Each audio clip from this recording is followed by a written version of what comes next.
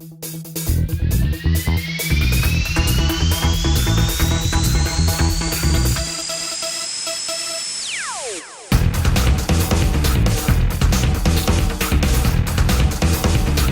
convidado agora é o Gil Torquato, CEO da Audível.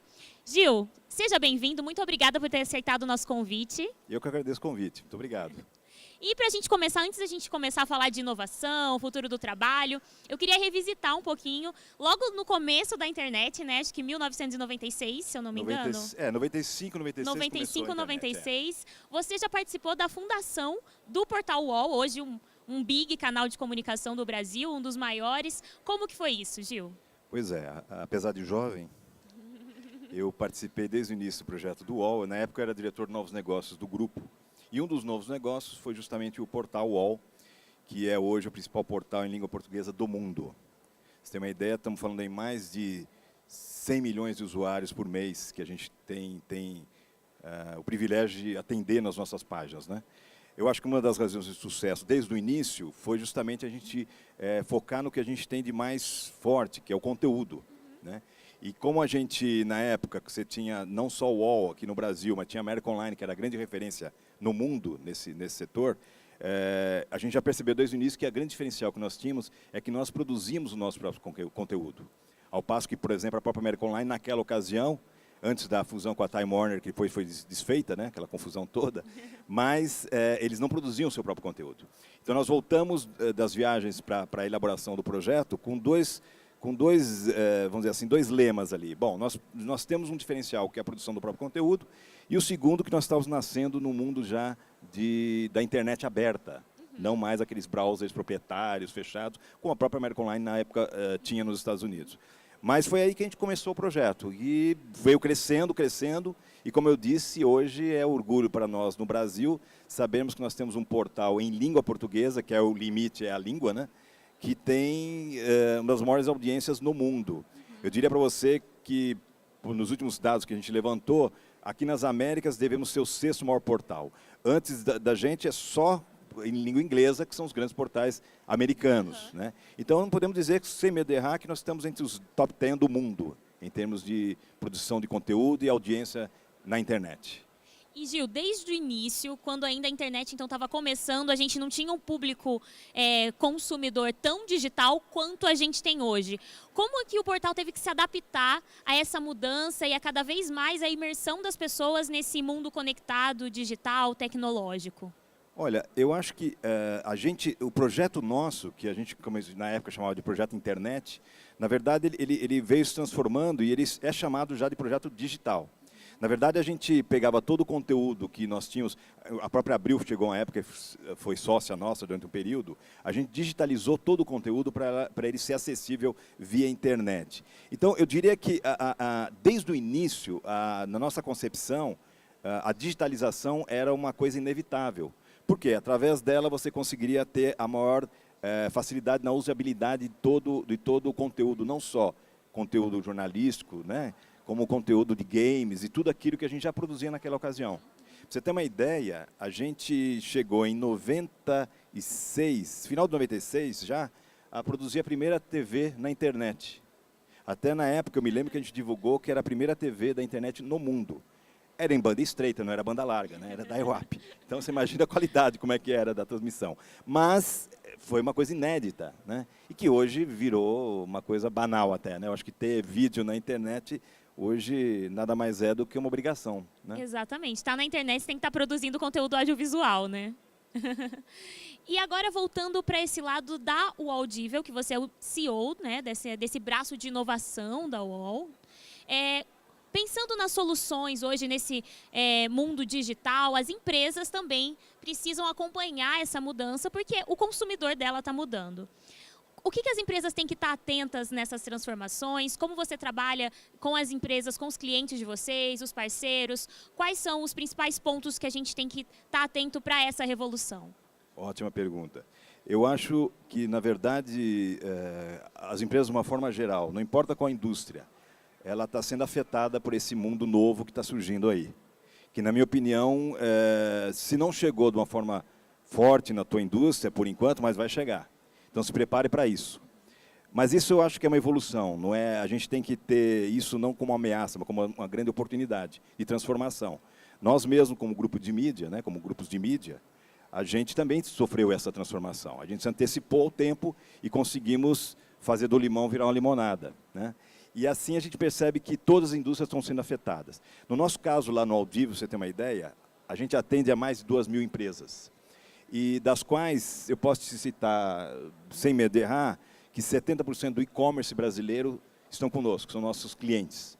Então, você imagina a responsabilidade nossa, ainda mais agora, está chegando Black Friday. Né? Então, que é loucura total. Total. Nossas equipes já estão de plano, já trabalhamos Black Friday, nosso Black Friday já faz uns 3 meses que já existe. Né? A gente está ajudando os nossos clientes a passarem por essa grande promoção. Mas o que eu quero dizer é o seguinte, a gente já está auxiliando várias empresas em diversos segmentos. A maioria dos projetos são sigilosos, mas tem empresas na área da automobilística, tem empresas na área de saúde, empresas na área de seguro, que a gente tem auxiliado eles em projetos olhando para frente. Né? Só que não podemos esquecer que olhar para frente não significa você deixar de olhar o teu passado ou o legado que está aí. Porque muitas vezes o legado é que faz com que se viabilize o futuro.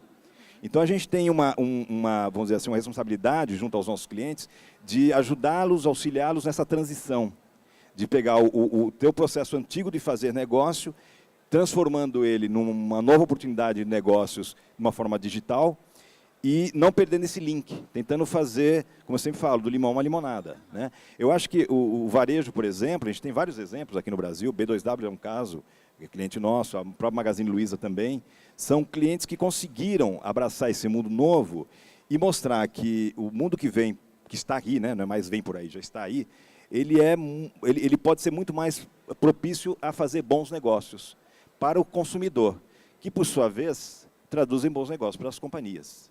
Então, acho que a gente tem que parar um pouco aquele paradigma, aquele medo, né? Tem gente que fica com medo do futuro. A gente tem um lema lá desde a época do Seu Frias que dizia o seguinte, você pode levar uma bronca se você fizer errado alguma coisa lá no nosso grupo, mas se você não fizer nada, você vai ser mandado embora. Então, a gente costuma sempre enfrentar os problemas de frente para tentar buscar soluções mais criativas possíveis. Né? Eu acho que é esse não medo de errar é que gera a inovação, né? É por aí, sim. É por aí. É claro que, óbvio, que a tecnologia ajuda, a gente tem hoje ferramentas fantásticas e cada dia mais novas ferramentas estão surgindo. Só para você ter uma ideia, já virou um negócio do passado, né? Falar em cloud computing, né? Já virou uma coisa já do dia a dia das empresas, mas várias empresas ainda estão tombando suas plataformas para cloud computing. No nosso caso lá, por exemplo, a gente trabalha com todas as plataformas de cloud. Uma própria, com a Azure, com a AWS, com todas as grandes, com a Google, enfim, todas as grandes plataformas de cloud a gente também oferece para os nossos clientes, além da nossa cloud própria. Então, quer dizer, a tecnologia ajuda a acelerar o processo e você, que é o dono do negócio, precisa olhar isso como uma oportunidade sempre. E aí pegar os especialistas, no nosso caso, nós somos um dos especialistas, né, do mercado, para auxiliá-lo a fazer essa transformação.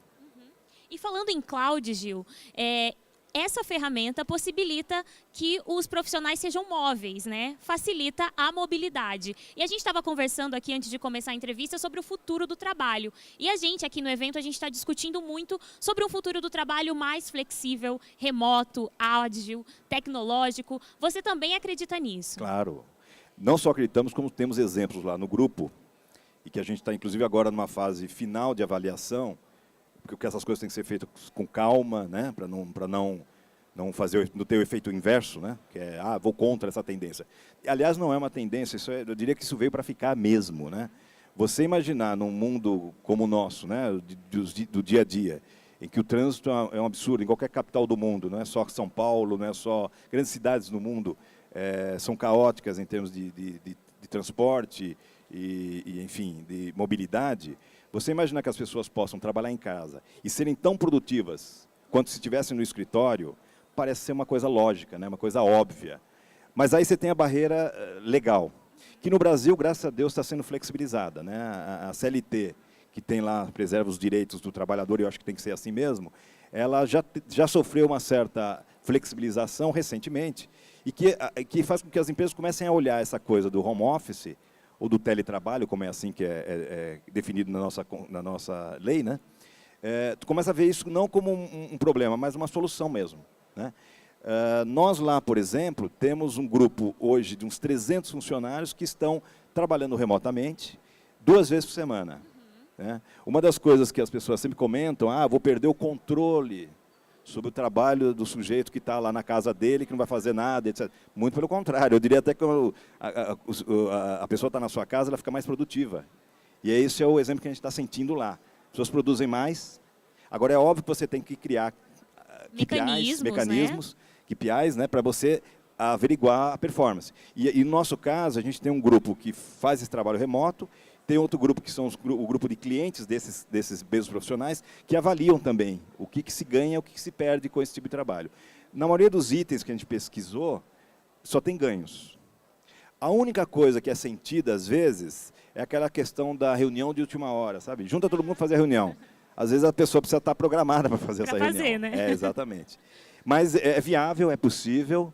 A gente tem comunicação hoje com as redes VPNs, que também possibilitam com comunicação criptografada, com segurança, que você também é outra preocupação que existia no passado, que hoje está solucionado de uma forma tecnológica, em que as pessoas remotamente podem ter acesso às suas informações, as informações que estão na empresa, não estão remotamente na pessoa, na casa dela, e que ela possa interagir.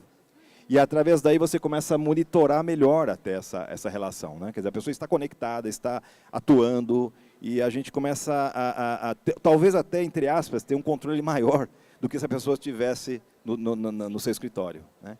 Então, eu acho que essas coisas vieram para ficar, não vieram só para modismo, não. E é o caminho mais viável, porque a qualidade de vida, tanto do profissional quanto para a empresa como resultado, é uma coisa favorável, é uma coisa boa. Então, por que não explorar isso e continuar difundindo isso, né? É uma relação ganha-ganha, né, Gil? É bom para a empresa e bom para o profissional, que vai ter uma maior qualidade de vida, né? Exatamente. A gente até fez pesquisas, não só olhando o que tem por aí, nós fizemos pesquisas com esses profissionais que estão fazendo o nosso trabalho, com home working, e uma das coisas que já foi caracterizado ali é que a qualidade de vida aumenta, né? A pessoa vai ter mais tempo livre até, né? Ela cumpre a jornada de trabalho dela, que tem que ser pela legislação das 8 horas, ok? E se dedica mais até ao trabalho. Então, do nosso lado, como empregador, a gente percebe que a produtividade aumenta e, ao mesmo tempo, ela está em casa, né? Ou seja, pode fazer aquelas coisas em alguns intervalos ali, que muitas vezes você está no teu trabalho distante, você não tem nem condição de atender o carteiro, atender não sei o quê, coisas que do dia a dia, que às vezes a gente pensa que é besteira, mas não é, que atrapalha muito você estar distante, né? Então, uma série de coisas vão ajudar. Quer dizer, a qualidade de vida, de uma forma geral, com o teletrabalho, ela melhora muito, muito. Então, por isso que eu falo, veio para ficar. Essa coisa não é modismo, não. E eu acho que a gente tem exemplos no mundo, né? O mundo inteiro está abraçando essa realidade nova, que é o teletrabalho. E como você bem colocou, só tem benefícios tanto para um lado quanto para o outro. Imagine você, eu, por exemplo, né, quando eu vou ao escritório, eu moro na Zona Sul e vou no centro. Eu demoro aqui em São Paulo pelo menos 1h30 no trânsito, imagina. 1h30, claro que você vai trabalhando, né, no caminho, mas não é a mesma coisa. Não é a mesma coisa. Inclusive, não é aconselhável, né? Mas eu acho que é muito factível você ficar na tua casa ou você trabalhar próximo ao seu, né, onde você reside, é uma tendência no mundo inteiro. Hoje a gente tem os espaços de coworking também, né, Gil? Se tiver um escritório compartilhado mais próximo à sua casa, por que não você economizar esse tempo de deslocamento? Você vai ter ali toda a estrutura necessária para você trabalhar e vai gastar menos tempo de deslocamento em trânsito, enfim. É a mesma vantagem, né, que você tem deslocando o trabalho para próximo das pessoas. Eu volto a insistir, isso é uma tendência, veio para ficar. Acho que já está proliferando muito essa história dos escritórios virtuais, né, em vários locais. A pessoa precisa trabalhar, enfim, tendo a estrutura para ela trabalhar, não importa onde ela esteja, né? O que importa é o trabalho em si que ela produz. Então, isso é uma alta tendência. São novas frentes que são abertas, né? Novas coisas que vêm surgindo nesse mundo novo digital. Gil, para a gente encerrar, a gente falou das empresas que já estão com essas iniciativas e já pensando nesse futuro, mas também existe uma parcela de empresas que ainda tem uma certa resistência, como você falou, que às vezes sente falta acha que não está conseguindo controlar o profissional se ele não estiver no escritório. Como que você, com esses cases que vocês já construíram, poderia dar de dicas assim, de como quebrar essas barreiras e tentar ultrapassar elas e começar a pensar nesse futuro de um trabalho mais flexível? Ótima pergunta. Eu diria para você o seguinte, a questão é cultural, né? Eu confesso que eu mesmo tinha uma resistência enorme. Eu como diretor da companhia, também tinha aquela imagem de que o sujeito brasileiro, na sua característica, já é folgado por natureza. Imagine se você der para ele a possibilidade. Se não bater o ponto, não vai trabalhar. Não bater o cão é uma grande bobagem, né? Isso é a cabeça do passado. E eu fui convencido através de grupos de trabalho ali que a gente discutiu, inclusive grupos com vários de área jurídica, área de compliance, área operacional. A gente começou a discutir os prós e contras a gente adotar uma coisa como essa. E a gente percebeu que as vantagens são tão grandes. E volto a insistir, a tecnologia ajuda. Se você tem problema de controle, a tecnologia te dá esse controle. Então, você tem virtual machine, você tem VPN, você tem uma série de ferramentas hoje muito comuns e baratas, né, que viabilizam isso. Então, não é aquela coisa que no passado você ia ter problema, a pessoa tinha que registrar o ponto, né, como você bem colocou. Hoje não precisa mais disso, pelo amor de Deus, isso é coisa do passado. Agora, você tem que ter, sim, controles, como eu te falei, a gente tem algumas performances que a gente acompanha de cada um dos profissionais, mas independente de onde ele esteja, estando no trabalho remoto ou não, a gente tem os KPIs que a gente acompanha a performance de cada uma das áreas e individualmente também das pessoas e do conjunto de pessoas. E aí a gente começa a perceber se está desviando ou não está desviando. Eu posso dizer para você que nessa experiência que a gente já tem já vai para 9 meses, a gente vai agora vamos ampliar o grupo agora no virada do ano. A gente só teve pontos positivos, nenhum ponto negativo. Em termos de produtividade, como eu te falei, muitas vezes aumentou a produtividade, ou se manteve como era antes, que já era muito alta. Então, se está tudo bem, se as coisas estão indo bem, e se o cliente do outro lado, interno ou externo, está satisfeito, não tem o que errar, não tem como errar. Agora, é claro que você tem que fazer um debate, você tem que juntar, no nosso caso, foi um grupo multidisciplinar, a área jurídica é importante, a área de compliance é importante, até para olhar aspectos legais, né? Então, você tem que ter, sim, um documento de trabalho, em que é uma extensão do documento principal de trabalho que a gente tem com as pessoas, em que ela vai concordar com as regras do jogo, e você tem que deixar as regras claras. Um exemplo, você tem que ter uma infraestrutura na casa da pessoa montada para ela poder trabalhar. Sim. Então, tem que ter o laptop, você tem que ter conectividade. Você vai aumentar o custo de energia na casa da pessoa, tá bom. Então, você pega a média dos últimos 6 meses que a gente fez isso, de todo mundo que estava lá no grupo, né, que inclusive foi voluntário, e nós tivemos mais voluntários do que a gente tinha de vagas, né, na época. E a gente analisou os últimos 6 meses qual era o consumo que tinha de energia, de conta de telefone, etc. Tudo isso é mensurável, né? E aí, tudo que foi up a isso, a gente estudou. E, obviamente, a empresa tem que pagar o funcionário sobre essas despesas a mais que ele está tendo, né, em função de estar trabalhando em casa. Só que, ao mesmo tempo, a gente disponibilizou muita área de trabalho onde a gente tem lá na empresa, o que fez com que a gente conseguisse aumentar o contingente de pessoas, empregar mais gente com menos espaço físico. Olha que genial. Super legal. A gente, nesse exemplo, você ter uma ideia, a gente calculou mais ou menos a economia, já está na casa de 1,5 milhão, 2 milhões por ano, que a gente está economizando em espaço físico, só espaço físico, fora a qualidade de vida do funcionário, produtividade, etc., com esse movimento. Então, volto a insistir, não é uma tendência, é um fato, você precisa abraçar isso, porque é uma solução importante. E, além do que, principalmente agora no início, vira um diferencial. As pessoas perguntam, quando estão sendo entrevistadas, se elas podem trabalhar remotamente. Né? Isso é importante que você fale, sim, podem, né? Aqui temos um programa para isso. Muito obrigada, Gil.